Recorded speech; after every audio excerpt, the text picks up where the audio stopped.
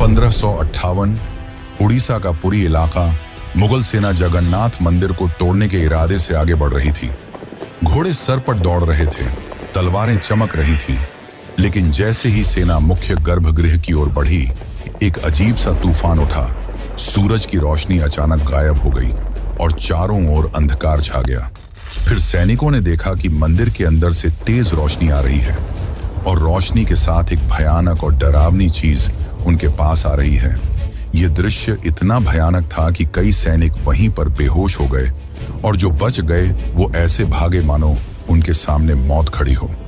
अब आप सोचिए कि क्या यह सिर्फ एक ऐतिहासिक घटना थी या फिर सच में भगवान जगन्नाथ ने अपने धाम की रक्षा की। पुरी का जगन्नाथ मंदिर एक ऐसा स्थान जो सिर्फ भक्ति का केंद्र नहीं बल्कि अनगिनत रहस्यों की चुप दुनिया है। क्या आपने कभी सोचा है कि क्यों इस मंदिर का ध्वज हमेशा हवा के विपरीत दिशा में उड़ता है और क्यों मंदिर के ऊपर लगे सुदर्शन चक्र हर दिशा से ऐसा लगता है मानो आपको ही देख रहा हो। यहां तक कि प्रसिद्ध किताब भविष्य मलिका में इस मंदिर को लेकर कलयुग की कई भविष्यवाणियां की गई हैं, जो कि सारी की सारी सच हुई हैं। इनमें सबसे प्रसिद्ध है कोविड-19 यानी कि कोरोना की घटना। इस किताब में लिखा गया था कि जब मंदिर का सबसे पुराना पेड़ गिर जाएगा तब एक भयानक महामारी आएगी, और यह पूरी तरह सच भी हुई। यह सिर्फ एक घटना नहीं, ऐसी और भी कई घटनाएं हैं जो सच हुई हैं और सारी आपको चौंका देंगी। इस मंदिर के अंदर ऐसे और भी कई अनसुने और खतरनाक रहस्य छुपे हुए हैं जो आपके होश उड़ा देंगे। और सबसे बड़ा रहस्य है ब्रह्म पदार्थ का, यानी कि श्री कृष्ण का दिल। माना जाता है कि इस मंदिर में श्री कृष्ण का दिल आज भी मौजूद है, जिसे हर 12 साल में पुरानी मूर्ति से निकालकर नई मूर्ति में डाला जाता है, और यह प्रक्रिया काफी महत्वपूर्ण है। इस दौरान अगर कोई श्री कृष्ण के दिल को देख ले तो वह तुरंत मर जाता है, जिसकी कई घटनाएं हमारे सामने आती हैं। पिछले 800 सालों से इस मंदिर का ध्वज हर रोज बदला जाता है और कहा जाता है कि अगर इसे एक भी दिन न बदला गया तो मंदिर को 18 सालों के लिए बंद करना होगा। और जब अंग्रेज आए तो उन्होंने इस प्रक्रिया को अंधविश्वास बताकर रोकने की कोशिश की, लेकिन फिर उनके साथ जो हुआ वो जानकर आप चौंक जाएंगे।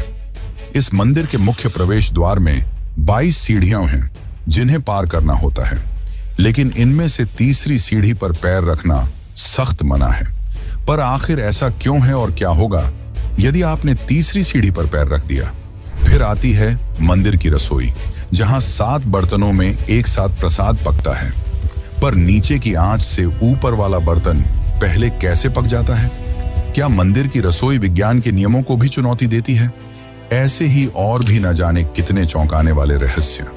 ये सिर्फ एक मंदिर नहीं, ये एक ऐसा तीर्थ है जहां धर्म, विज्ञान, वास्तु और चमत्कार चारों एक साथ खड़े हैं, जहां श्रद्धा सिर्फ पूजा नहीं बल्कि रहस्यों से सामना करने की तैयारी है।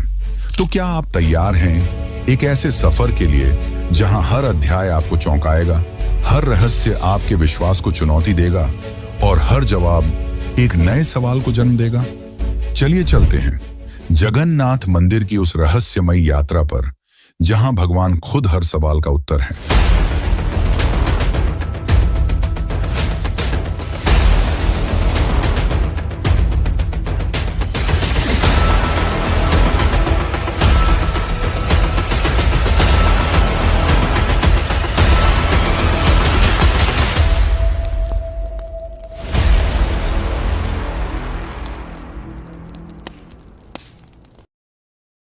जून 2015 रात को घड़ी में 12 बजते ही पूरे पुरी शहर की बिजली काट दी गई। ये कोई साधारण बिजली कटौती नहीं थी। इस बिजली कटौती का कारण था मंदिर के गर्भगृह में चल रही विचित्र घटना। मंदिर के मुख्य पुजारी इस अंधेरी रात में अपनी आंखों पर पट्टी बांधे और हाथ में एक मोटा दस्ताना पहने हुए अपने हाथों पर एक दिव्य पदार्थ लेकर भगवान की मूर्ति की ओर बढ़ रहे थे। ये कुछ और नहीं, श्री कृष्ण का दिल था, जिसे ब्रह्म पदार्थ भी कहा जाता है। ठीक 12 साल बाद यह प्रक्रिया आज मंदिर में फिर दोहराई जा रही थी, जहां भगवान जगन्नाथ की पुरानी मूर्ति से उनके दिल को निकालकर नई मूर्ति में लगाया जाता है। ये होता है भगवान के शरीर को बदलने का, लेकिन आत्मा को यथावत रखने का अनुष्ठान। माना जाता है कि यह मंदिर दुनिया का एकमात्र मंदिर है जहां भगवान आज भी जीवित रूप में बसते हैं, और जब उनका शरीर पुराना हो जाता है तो ठीक उसी तरह नया शरीर दिया जाता है जैसे कोई आत्मा नया जन्म लेती है। कहते हैं इस ब्रह्म तत्व को आज तक किसी ने नहीं देखा, और जिसने भी देखने की कोशिश की वो जिंदा नहीं बचा। नवकलेवर की रात जब पुरानी मूर्तियों से ब्रह्म तत्व निकालकर नई मूर्तियों में डाला जाता है, पुरी में कर्फ्यू जैसा माहौल बना दिया जाता है। पूरे शहर की बिजली काट दी जाती है, मंदिर को घोर अंधेरे में बंद कर दिया जाता है। मंदिर के अंदर होते हैं सिर्फ विशुद्ध ब्राह्मण, जिनका खानदान सदियों से यही कार्य करता आया है। उनकी आंखों पर पट्टी बांधी जाती है और हाथों पर मोटे दस्ताने पहनाए जाते हैं, ताकि वे ना देख सकें और ना ही महसूस कर सकें कि ब्रह्म पदार्थ है क्या। जब यह प्रक्रिया होती है तब मंदिर की सुरक्षा सीआरपीएफ के जवान करते हैं, और किसी भी व्यक्ति का मंदिर के अंदर जाना सख्त मना होता है। जब 2015 में यह अनुष्ठान हुआ था, तब एक पांडे ने उस ब्रह्म तत्व को हाथ लगा दिया था, जिसके बाद वह तुरंत ही बेहोश हो गया, और जब आंख खुली तो वह मानसिक रूप से पूरी तरह अस्थिर हो गया था। तो सवाल उठता है, ब्रह्म तत्व आखिर है क्या? क्या यह कोई दिव्य ऊर्जा है? क्या यह सिर्फ विश्वास है, या सच में कोई ऐसा अविनाशी पदार्थ मौजूद है जो युगों से युगों तक जीवित है? माना जाता है कि यह ब्रह्म पदार्थ काफी ज्यादा शक्तिशाली है, जिससे लगातार दिव्य ऊर्जा निकलती रहती है और हमेशा हल्का सा कंपन महसूस होता रहता है। प्रसिद्ध इंडियन आर्कियोलॉजिस्ट प्रवीण मोहन के हिसाब से श्री कृष्ण सिर्फ एक इंसान नहीं बल्कि एक सुप्रीम बीइंग थे। उनके मुताबिक ब्रह्म पदार्थ, जिसे कृष्ण का दिल भी कहा जाता है, वह असल में एक आर्क रिएक्टर है, यानी कि एक ऐसा डिवाइस जो भयंकर स्तर की ऊर्जा उत्पन्न करता है। उन्होंने यह तक बताया कि क्यों जगन्नाथ की मूर्तियों को लकड़ी से बनाया जाता है। उनके अनुसार लकड़ी बिजली को कंडक्ट नहीं करती, जिस कारण वह ब्रह्म पदार्थ से निकलने वाली इलेक्ट्रोमैग्नेटिक एनर्जी को रोक लेती है। वैसे तो माना जाता है आज तक इसे किसी ने नहीं देखा है, पर आज से करीब 50 साल पहले एक व्यक्ति ने दावा किया था कि उसने इस हृदय को देखा है। उसने कहा कि हृदय चांदी की तरह तरल बह रहा था, और यही तरल लकड़ी को कमजोर कर देता है, जिस कारण हर 12 साल में मूर्तियों को बदलना पड़ता है। उस व्यक्ति ने यह तक कहा कि जब उस हृदय को प्रकाश में लाया गया तो वह चक्र की तरह घूमने लगा और जोर से कंपन करने लगा, यानी कि जब इस ब्रह्म पदार्थ को रोशनी मिलती है तो यह और भी ज्यादा सक्रिय हो जाता है, जो कि खतरनाक साबित हो सकता है। जिस कारण हर बार जब इसे पुरानी मूर्ति से नई मूर्ति में बदला जाता है तब पूरी शहर की बिजली काट दी जाती है। विज्ञान के लिए आज भी यह एक चौंकाने वाला रहस्य है जिसे कोई समझ नहीं पाया, लेकिन भक्तों के लिए यह उनके श्री कृष्ण हैं, उनका दिल है, जिस कारण हर दिन लाखों की तादाद में भक्त भगवान जगन्नाथ के दर्शन करने आते हैं। वैसे क्या आपको पता है कि जब श्री कृष्ण की मृत्यु हुई तब पांडवों ने उनके शरीर को जला दिया था, पर फिर कैसे उनका हृदय बच गया और वह पुरी तक कैसे पहुंचा? और इस भव्य मंदिर की रचना किसने की? आखिर कौन था जिसने बड़ी ही चमत्कारी तरीके से भगवान जगन्नाथ की मूर्ति बनाई? तो चलिए जानते हैं अब इस रहस्यमयी और रोचक घटना को, जो आपको इंटरनेट और किताबों में नहीं देखने को मिलेगी। लेकिन उससे पहले अगर आपको वीडियो अच्छी लग रही है तो इसे लाइक करके कमेंट में जय जगन्नाथ जरूर लिखें। आज से करीब 5000 साल पहले महाभारत युद्ध के पश्चात चारों तरफ केवल लाशें ही पड़ी थीं। लाखों पड़े शव और कौरवों के विनाश ने सबको झकझोर दिया। कौरवों की माता गांधारी ने इस विनाश का कारण श्री कृष्ण को बताया। उनके हिसाब से अगर श्री कृष्ण चाहते तो यह युद्ध होता ही नहीं, पर उन्होंने ऐसा नहीं किया, जिसके कारण क्रोधित होकर गांधारी ने कृष्ण को श्राप दिया, गिना, जिस प्रकार मेरे वंश का विनाश हुआ है ठीक उसी प्रकार तुम्हारे भी वंश का विनाश हो जाएगा। इस श्राप के 36 साल बाद जब एक दिन श्री कृष्ण जंगल में विश्राम कर रहे थे, तब एक शिकारी ने उन्हें हिरण समझकर उन पर तीर चला दी, और जैसे ही तीर श्री कृष्ण के पैरों पर जाके लगी, उन्होंने इस लोक को छोड़ दिया और मृत्यु को स्वीकार किया। और माना जाता है कि उनके मृत्यु के साथ ही पूरी द्वारका नगरी पानी में समा गई, जिससे उनका पूरा वंश समाप्त हो गया। माना जाता है कि जब शिकारी ने उन्हें गलती से मारा तो उसे बहुत पछतावा हुआ और उसने श्री कृष्ण से माफी मांगी, पर श्री कृष्ण ने बताया कि ये मेरे ही कर्मों का फल है। उन्होंने समझाते हुए कहा कि पिछले जन्म में तुम महान वानर राजा बाली थे, जिसे मैंने ही राम अवतार में छल से मार दिया था, और उसी कारण आज तुम मेरे मृत्यु का कारण बने। माना जाता है कि जब श्री कृष्ण की मृत्यु की खबर पांडवों को मिली तो उन्होंने पूरे रीति रिवाज से श्री कृष्ण का अंतिम संस्कार किया, और जब उनके शरीर को जलाया गया तो उनका पूरा शरीर पंचतत्वों में विलीन हो गया, परंतु उनका हृदय बच गया और जलने की बजाय और भी अधिक ऊर्जा से धड़कने लगा। इसी हृदय को बाद में ब्रह्म पदार्थ कहा गया। अर्जुन ने इस हृदय को लकड़ी के मंच पर रखकर नदी में बहा दिया। काफी लंबे समय तक बहने के बाद यह ब्रह्म पदार्थ उड़ीसा के समुद्र तट पर पहुंचा। उस समय उस तट पर सबरा जनजाति समुदाय के लोग रहा करते थे। उस जनजाति के मुखिया विश्ववसु ने जब इस ब्रह्म पदार्थ को देखा तो वे इसकी ऊर्जा और दिव्य प्रकाश से प्रभावित हो गए। उन्होंने तुरंत ही पहचान लिया कि यह भगवान के ही रूप हैं, और उन्होंने इसे नील माधव के रूप में पूजना शुरू कर दिया। उसी समय मालवा के राज्य में राजा इंद्रद्युम्न राज्य किया करते थे। वे भगवान विष्णु के काफी बड़े भक्त थे। एक दिन उन्होंने नील माधव के दर्शन करने की इच्छा व्यक्त की और उन्हें ढूंढने लगे, और यही आगे चलकर जगन्नाथ के निर्माण की आधारशिला बनी। जैसा कि मैंने बताया, राजा इंद्रद्युम्न विष्णु के परम भक्त थे, और एक रात स्वयं भगवान विष्णु उनके सपने में आए और उन्हें कहा कि वे उनकी दिव्य मूर्ति नील माधव को ढूंढें और उनके लिए एक भव्य मंदिर का निर्माण करें। श्री हरि विष्णु ने उन्हें यह भी बताया कि यह ब्रह्म पदार्थ उन्हें नीलांचल पर्वत में मिलेगा, जिसके पश्चात राजा ने अपने ब्राह्मण पुजारी विद्यापति को आदेश दिया कि वह इस मूर्ति को ढूंढ निकाले। विद्यापति कई दिनों तक नीलांचल पर्वत के अलग हिस्सों में इसकी तलाश करते रहे, और तब जाकर अंत में उन्हें पता चला कि इस मूर्ति को आदिवासी मुखिया विश्ववसु ने एक गुफा में छुपा कर रखा है, और वे दिव्य रूप से उसकी पूजा करते हैं। जब विद्यापति ने इसके दर्शन करने की अनुमति मांगी, तब विश्ववसु ने यह कहकर मना कर दिया कि यह उनके जाति का निजी मामला है। जिसके बाद विद्यापति ने चालाकी दिखाई और विश्ववसु की पुत्री ललिता से विवाह कर लिया। अब विद्यापति ने ललिता की मदद से विश्ववसु को मनाया और वे उस गुफा की ओर चल पड़े। जैसे ही विद्यापति ने उस नील माधव की मूर्ति को देखा, वे उसकी ऊर्जा से काफी ज्यादा प्रभावित हुए, और उन्होंने तुरंत ही यह बात राजा इंद्रद्युम्न को बताई। लेकिन जब राजा इंद्रद्युम्न वहां पहुंचे, तब तक विश्ववसु ने वह मूर्ति वहां से हटा दी थी, जिससे राजा काफी उदास हो गए और अपने महल लौट आए। इसके बाद फिर से रात में भगवान विष्णु उनके सपने में आए और कहा कि पुरी के तट पर एक बड़ा नीम का पेड़ बहकर आएगा, तुम उस पेड़ से मेरी नई मूर्ति बनाना। वह पेड़ काफी बड़ा था, जिसे उठाना आसान नहीं था।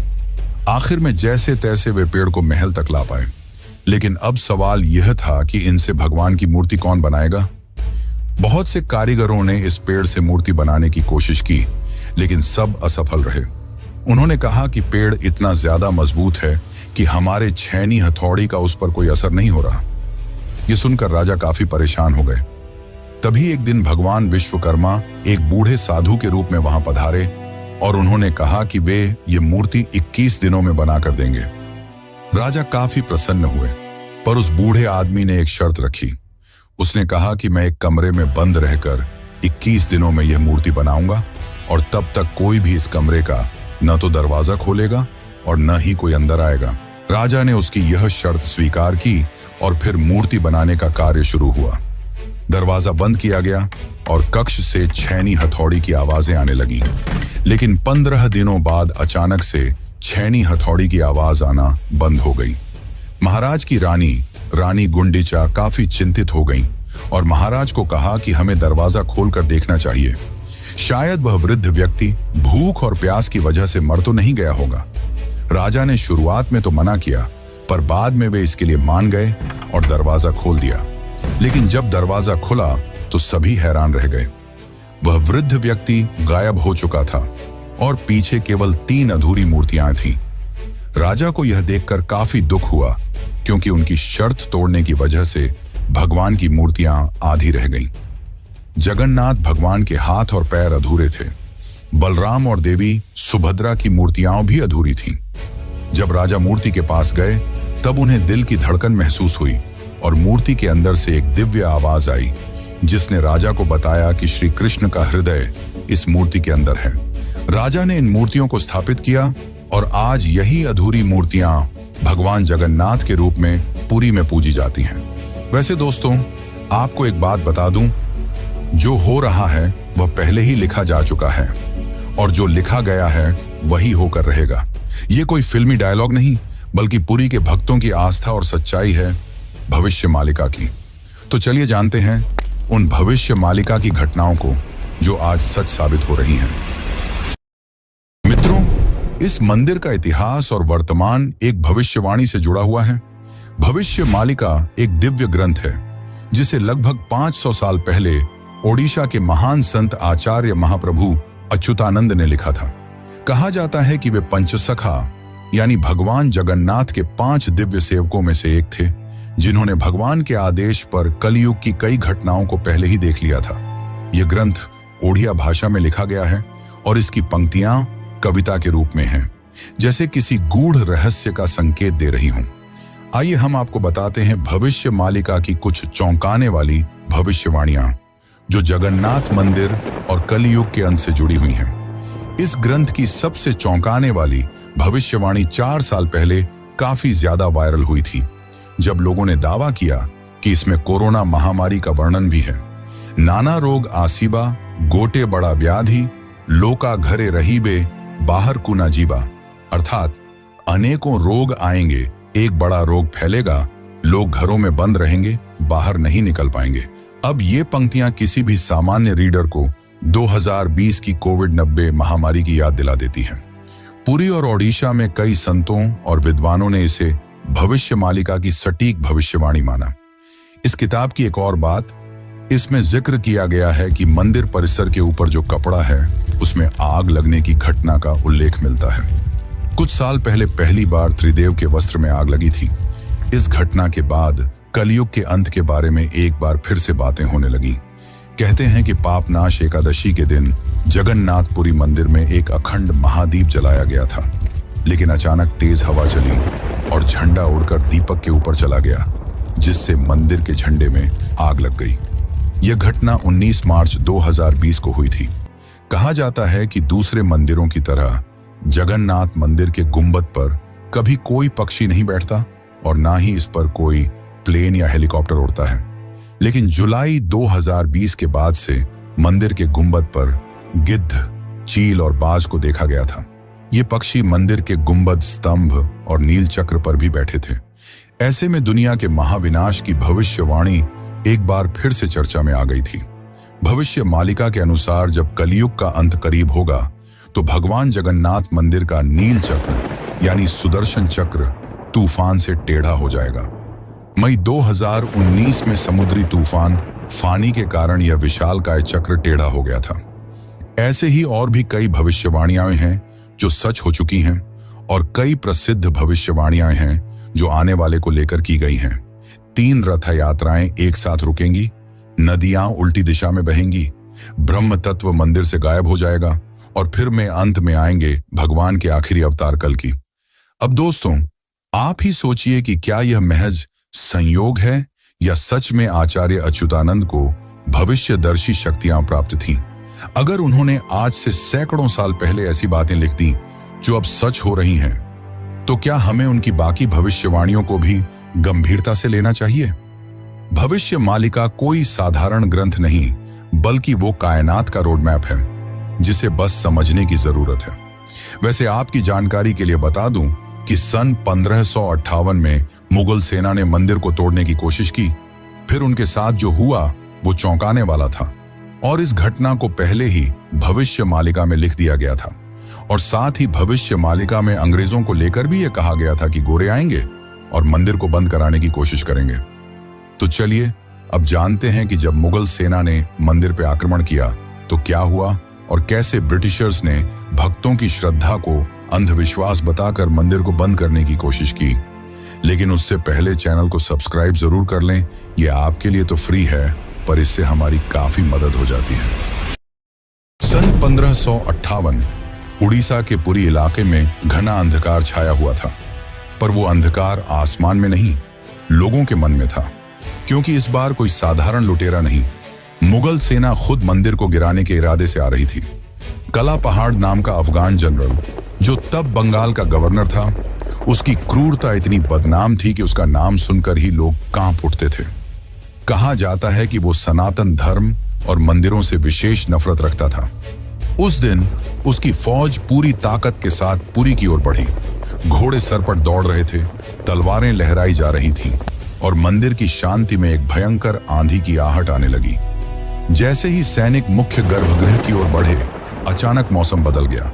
तेज हवाएं चलने लगीं, आकाश काला पड़ गया, सूरज की रोशनी एकदम गायब हो गई और मंदिर के चारों ओर एक रहस्यमयी घना अंधेरा छा गया। मंदिर के भीतर से एक चमकती हुई रोशनी निकली, जो किसी इंसान की नहीं थी। ये रोशनी जैसे ही बाहर आई, पूरा मैदान एकाएक शांत हो गया। सैनिकों में अफरा तफरी मच गई, कुछ बेहोश हो गए, कुछ उल्टा भागने लगे। बिना एक भी तलवार चले कला पहाड़ की पूरी फौज पीछे हट गई। आज भी पुरी की लोक कथाओं में यह कथा सुनाई जाती है कि जब भगवान की मर्यादा पर वार होता है तो वो खुद प्रकट होकर अपने धाम की रक्षा करते हैं। अब दूसरी घटना की बात करते हैं, जो है अंग्रेजों का विरोध और रथ यात्रा का संघर्ष। जब 1803 में अंग्रेजों ने पुरी पर कब्जा किया, तब उन्होंने कई प्राचीन मंदिरों की संपत्तियों और अधिकारों को छीन लिया। लेकिन पुरी का श्री जगन्नाथ मंदिर एक ऐसा स्थान बना जहां जनता ने कभी भी नियंत्रण नहीं छोड़ा। ब्रिटिश अधिकारियों को मंदिर की अलौकिक घटनाएं और भक्तों की श्रद्धा समझ नहीं आती थी, इसीलिए उन्होंने इन्हें सुपरस्टिशन कहकर मजाक बनाना शुरू कर दिया। सन 1805 में ब्रिटिश कलेक्टर मिस्टर हंटर ने पुरी मंदिर के रिचुअल्स को इरेशनल और बारबैरिक कहा। बात तब और बिगड़ी जब सन 166 में ब्रिटिश प्रशासन ने पुरी की रथ यात्रा को बंद करवाने की साजिश रची। उन्होंने यह तर्क दिया कि रथ यात्रा के दौरान भीड़ अनियंत्रित हो जाती है और यह प्रशासनिक खतरा है। पर यह फैसला पूरे उड़ीसा में जन आंदोलन का कारण बन गया। लाखों लोग सड़कों पर उतर आए, मठों, आचार्यों और गांवों ने खुलकर विरोध किया। रथ यात्रा का रथ निर्माण कार्य लोगों ने खुद शुरू कर दिया, यह कहते हुए कि अगर भगवान नहीं चलेंगे तो हम भी नहीं चलेंगे। इस जनता के दबाव और आक्रोश के चलते ब्रिटिश सरकार को पीछे हटना पड़ा और 1964 में फिर से रथ यात्रा की अनुमति दी गई। इसके बाद अंग्रेजों ने कभी पुरी मंदिर के अंदरूनी मामलों में दखल नहीं दिया। अब चलिए आपको बताते हैं जगन्नाथ की तीसरी सीढ़ी का रहस्य, जिसे यमलोक का द्वार भी कहा जाता है। वैसे तो इस मंदिर में 22 सीढ़ियां हैं, पर सबसे खास है तीसरी सीढ़ी, क्योंकि इसमें पैर रखना उचित नहीं माना जाता। धार्मिक कथाओं के अनुसार इस तीसरी सीढ़ी को यमशिला कहा जाता है और कहा जाता है कि जो भी मनुष्य इस तीसरी सीढ़ी पर पैर रखता है उसके पुण्य शून्य हो जाते हैं और उसे यमलोक जाना पड़ता है।